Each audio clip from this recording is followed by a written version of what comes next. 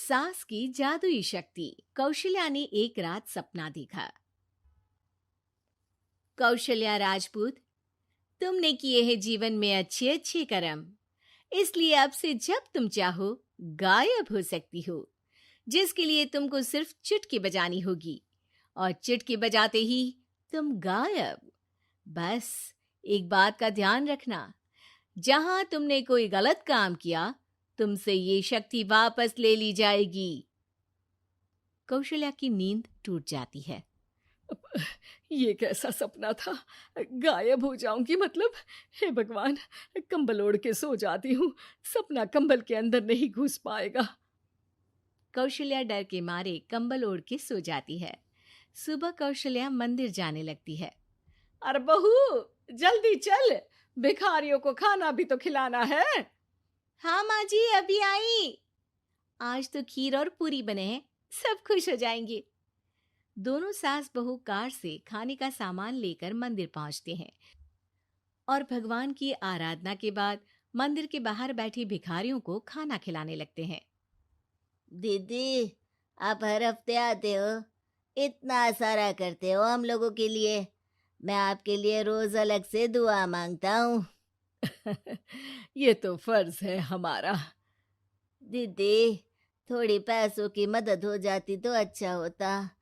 बड़े चौराहे पे मेरी बीवी भीख मांगती है, उसका इलाज करवाना है, 100-200 रुपए लग जाएंगे। कौशल्या उसी वक्त भिखारी को 500 का नोट दे देती है और दोनों सास बहू वहां से लौटने लगती हैं। तभी कौशल्या को कोई शंका होती है। अब बहू रुक, तो मैं अभी आई। कौशल्या वापस वहीं जाती है तो देखती है कि भिखारी वहां है ही नहीं। कौशल्या को रात का सपना याद आता है। वो चुटकी बजा के गायब हो जाती है और सीधे भिखारी के पास पहुंचती है, पर भिखारी को वो दिखाई नहीं देती।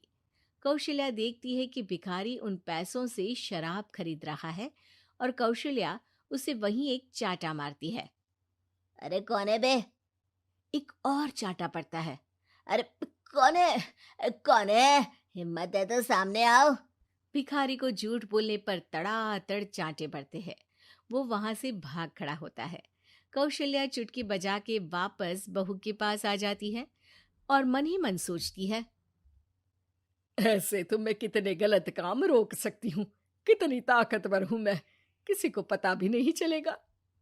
सासू माँ, आप क्या सोच रही हो? अब कुछ नहीं, कुछ भी तो नहीं। ठीक है, मुझे ना थोड़े पैसों की जरूरत थी। मेरे कजिन भाई है ना, उनकी तबीयत थोड़ी इधर उधर हो रही है। वो तो खुद से नहीं कहेंगे कि पैसे दे दो, पर बहन होने के नाते मेरा तो फर्ज बनता है ना कि भाई की मदद करूं। अरे हाँ हाँ, ले जाना पैसे। पैसे इसीलिए तो कमाते हैं कि जरूरत में काम आ सके। घर पहुंच के कौशल्या अपनी बहू को 10,000 रुपए दे देती है। कब जाएगी तू मायके? कल शाम की ट्रेन है। दोनों काम में लग जाती हैं। तभी काम वाली दीदी वहां आती है। आज ना मैं आप लोगों के लिए पनीर बनाऊंगी। ठीक है, मंगवा लेती हूँ पनीर। पड़ोस की दुकान वाला पनीर दे जाता है और काम वाली बाई पनीर से रेसिपी बनाने लगती है। आज अपनी सुपर पावर काम वाली बाई पे ट्राई करती हूँ, देखूं तो सही किचन में करती क्या है ये। सास चुटकी बजा के गायब हो जाती है और किचन में पहुंचती है। बाई को खबर भी नहीं है कि कौशल्या भी किचन में ही है। आज तो मैं भी पनीर की सब्जी बनाऊंगी रात को अपने घर, और थोड़ा सा घी भी रख लेती हूँ। वैसे भी कौशल्या बुढ़िया खा खा के मोटी हो गई है।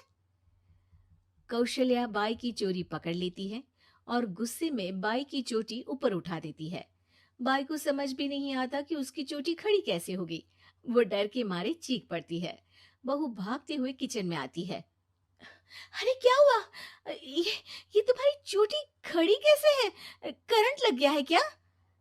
पता नहीं, शायद किचन में ना भूत है। बाई वहां से भाग खड़ी होती है और कौशल्या चुटकी बजा के अपने कमरे में टीवी देखने लगती है। बहू वहां जाती है। माँ जी, किचन में ना भूत है, बाई भाग गई।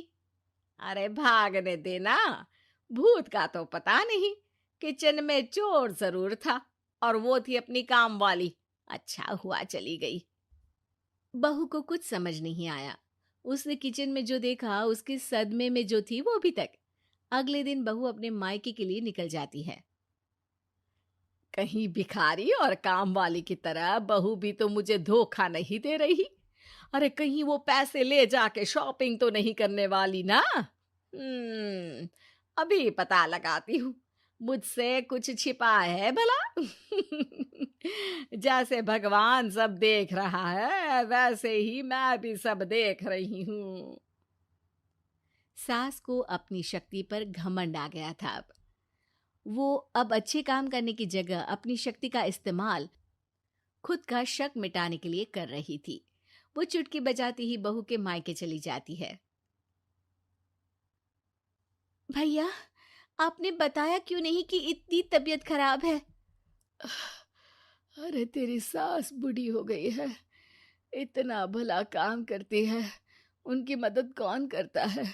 यहाँ तो और भी लोग हैं ना। भैया, मेरे पास कुछ पैसे हैं, आप दूसरे डॉक्टर को दिखा दीजिए ना। अरे मुझे लगता है कि मेरा टाइम आ गया है, मुझे जाना होगा।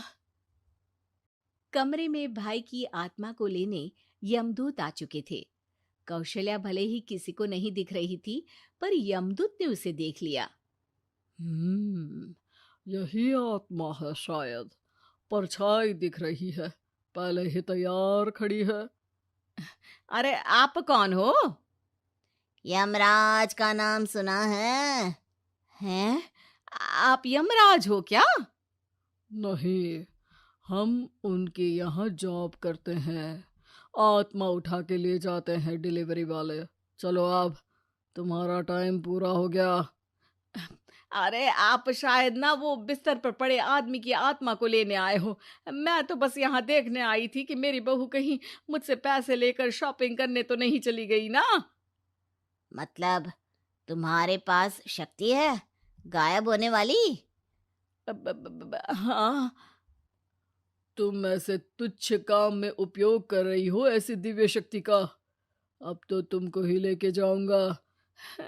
अरे नहीं नहीं, कल मुझे किटी पार्टी में भी तो जाना है। अब नरक में ही करना किटी पार्टी।